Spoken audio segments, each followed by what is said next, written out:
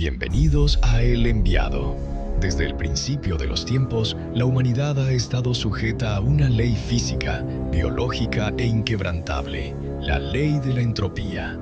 Todo lo que nace, muere. Y todo lo que muere, inevitablemente se corrompe. La medicina forense ha catalogado con precisión milimétrica cada una de las etapas que sufre el cuerpo humano tras el cese de sus funciones vitales. En los primeros minutos ocurre la autólisis. Las células, privadas de oxígeno, comienzan a destruirse a sí mismas por la acción de sus propios fragmentos enzimáticos.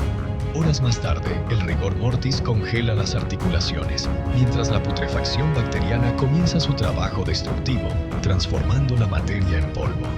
Es el destino inevitable de cada rey, de cada esclavo, de cada ser humano que ha pisado este planeta. Sin embargo, ocultos en urnas de cristal alrededor del mundo, existen ciertos cuerpos que han decidido rebelarse contra esta ley del universo. No estamos hablando de momias egipcias desecadas por el calor del desierto, ni de cuerpos preservados artificialmente mediante complejos procesos químicos de embalsamamiento, donde las vísceras son extraídas y reemplazadas por resinas sintéticas. No. Estamos hablando de hombres y mujeres de carne y hueso que, tras su muerte, se han mantenido intactos, con la piel flexible, las articulaciones móviles y los órganos internos tan frescos como si acabaran de quedarse dormidos hace unos instantes. Hoy, en El Enviado, vamos a abrir los expedientes médicos más rigurosos de la historia. Analizaremos las exhumaciones, los informes forenses y las tomografías computadas aplicadas a estos misterios. ¿Es posible que la energía del Creador sea capaz de alterar la estructura molecular de la materia para dejar un testimonio eterno? Prepárate, apaga las luces y acompáñanos en este viaje científico y espiritual de una hora que cambiará para siempre tu forma de entender la vida y la muerte. 500 a 1500. Capítulo 1. El expediente Bernardita Soubirous.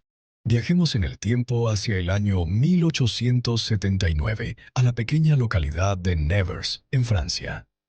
En el convento de Saint-Gildard, una mujer de salud frágil pero espíritu inquebrantable exhala su último suspiro a la edad de 35 años. Su nombre era Bernardita Soubirous, la humilde pastora que, años atrás, en las oscuras grutas de Lourdes, afirmó haber visto y hablado con una silueta celestial que se identificó como la Inmaculada Concepción. Su vida estuvo marcada por el sufrimiento físico, el asma crónica y una tuberculosis ósea que destruyó lentamente su rodilla derecha.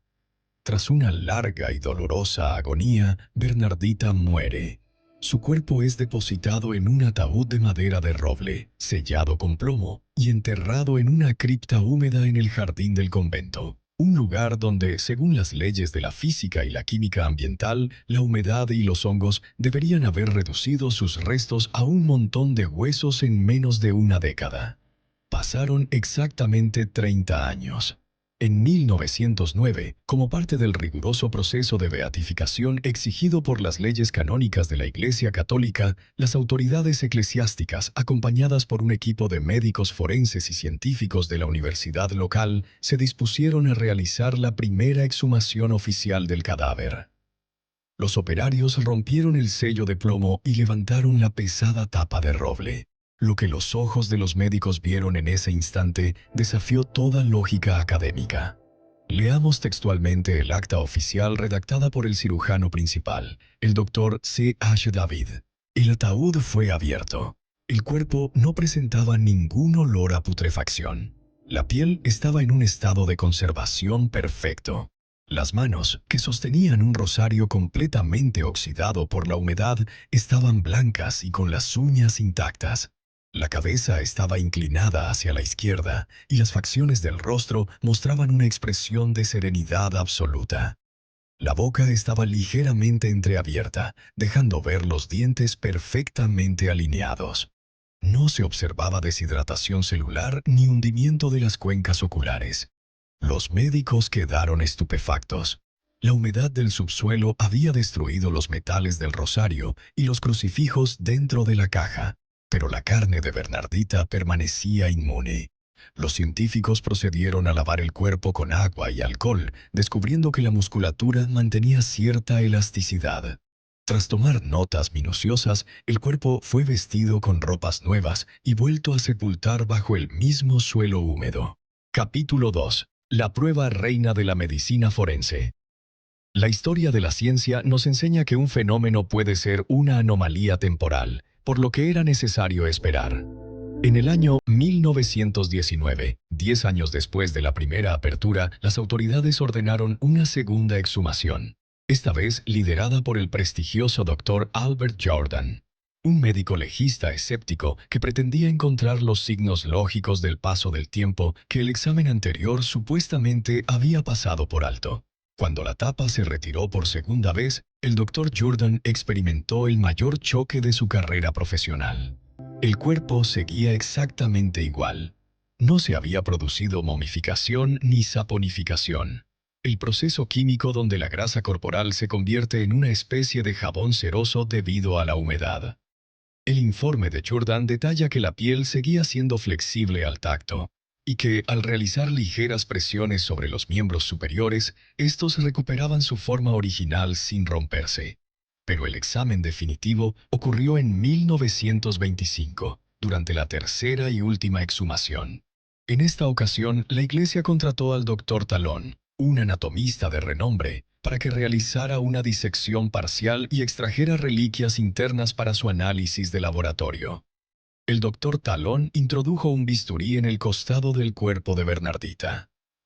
Un cadáver común, tras 46 años de entierro, se habría desintegrado al menor contacto. Sin embargo, el bisturí del cirujano se topó con resistencia celular real. El médico extrajo una porción del hígado. Al observarlo bajo el microscopio, descubrió que las células hepáticas conservaban su estructura interna reconocible. El hígado es uno de los órganos más blandos y el primero en sufrir licuefacción tras el fallecimiento. Que estuviera intacto después de casi medio siglo era un imposible biológico. El doctor Talón escribió en su reporte final: este estado de conservación no puede ser atribuido a ningún proceso natural conocido por la ciencia médica actual. No existen rastros de sustancias químicas inyectadas en el sistema arterial, ni hay indicios de embalsamamiento artificial. El cuerpo se encuentra en un estado de suspensión biológica que escapa a las leyes de la naturaleza. Ante esta evidencia abrumadora, los escépticos de la época intentaron lanzar la hipótesis de la adiposira, sugiriendo que las condiciones de la tumba habrían generado una capa protectora de grasa. Pero esta teoría se derrumbó de inmediato. La adiposira deforma los rasgos físicos, hincha el cuerpo y genera un olor rancio insoportable.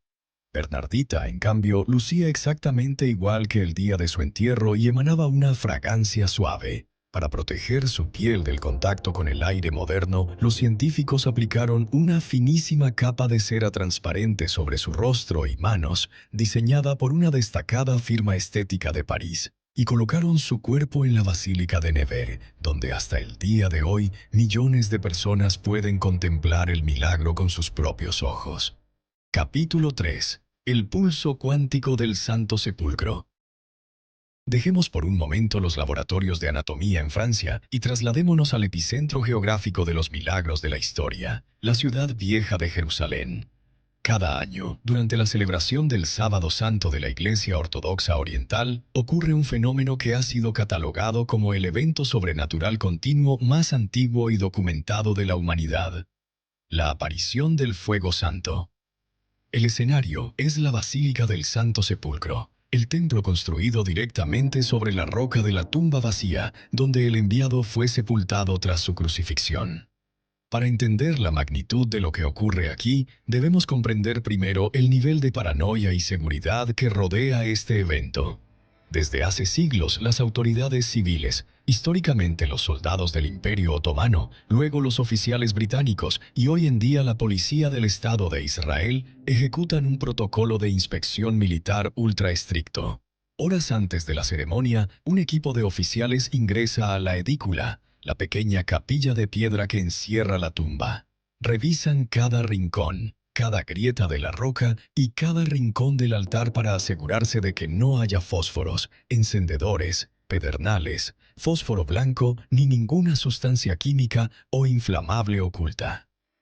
Una vez que comprueban que el lugar está completamente limpio, las lámparas de aceite del templo se apagan, dejando la basílica en una oscuridad absoluta. Luego, la puerta de la tumba se sella con una enorme mezcla de cera de abejas y se estampa con los sellos oficiales de las autoridades. A la 1 de la tarde, una multitud de miles de peregrinos de todo el mundo llena el templo, agitando antorchas apagadas en medio del silencio y la tensión. Es entonces cuando el patriarca ortodoxo de Jerusalén es despojado públicamente de sus vestiduras litúrgicas. Ante los ojos de la multitud y los oficiales de policía, el líder espiritual es requisado de pies a cabeza. Se comprueba que solo viste una túnica blanca sin bolsillos, totalmente libre de cualquier elemento que pueda generar fuego. Con los sellos de cera rotos, el patriarca entra solo a la tumba oscura y se arrodilla ante la piedra sagrada. La puerta se cierra tras él. Lo que ocurre en los minutos siguientes desafía todas las leyes de la termodinámica clásica. 40:00 a 50:00. Capítulo 4. La llama que no quema y la prueba del plasma. Mientras el patriarca reza en la penumbra de la tumba, los miles de testigos que esperan afuera comienzan a presenciar un fenómeno visual impactante. Las cámaras de televisión y los teléfonos celulares de los últimos años han capturado esto con total claridad. Destellos de luz azul, blanca y violeta comienzan a cruzar el aire de la basílica, moviéndose horizontalmente sobre las cabezas de la multitud. No son flashes de cámaras, son ráfagas de energía que parecen surgir de la nada. De pronto, las lámparas de aceite que cuelgan del techo del templo, inaccesibles para cualquier mano humana, se encienden solas con una llama brillante. Dentro de la tumba, el patriarca observa cómo una luz azulada comienza a emanar de la propia roca donde reposó el cuerpo del enviado. Esta luz se condensa, formando una llama líquida que enciende el algodón que el patriarca sostiene en sus manos. Al salir de la edícula con las 2 antorchas encendidas, la multitud estalla en júbilo. El fuego se propaga de mano en cuestión de segundos, convirtiendo el templo en un mar de llamas. Aquí es donde la ciencia forense y la física de partículas entran en un callejón sin salida. Durante los primeros 3 a 5 minutos desde su aparición, este fuego posee propiedades físicas anómalas. Los peregrinos, y cualquiera puede verlo en cientos de videos en Internet, lavan sus rostros, sus manos y sus barbas directamente con las llamas de las antorchas. El fuego toca sus pieles, envuelve sus cabellos y sus ropas, pero no quema. No hay ampollas, no hay dolor, no hay rastro de vello chamuscado. La temperatura física de la llama en esos primeros instantes no corresponde a la combustión normal del carbono. En el año 2008, un equipo de científicos de la prestigiosa Comisión Estatal de Rusia, liderado por el físico Andrei Volkov de la Universidad Rusa de Tecnología Química, logró introducir equipos de medición de alta sensibilidad dentro del Santo Sepulcro en el momento exacto del milagro. Los sensores registraron algo inaudito. Unos segundos antes de que apareciera el fuego santo, el aire sufrió una descarga eléctrica masiva e inexplicable. Un pulso electromagnético idéntico al que se genera en los laboratorios de física cuando se crea plasma de baja temperatura o cuando ocurre un fenómeno de ionización ambiental extremo. Volkov declaró a los medios científicos que la energía registrada dentro de la iglesia no tenía un origen mecánico o artificial posible dentro de esa estructura. Era como si el espacio-tiempo se doblara por un instante, permitiendo que la energía de la resurrección original dejara un eco físico medible en el siglo XXI. 50:00 a 60:00. Conclusión documental. El verdicto final de El Enviado. Al unir las piezas de este rompecabezas histórico y científico de una hora, la mente racional se encuentra ante una encrucijada inevitable. Hemos analizado el cuerpo de Bernardita Soubirous, intacto tras 140 años bajo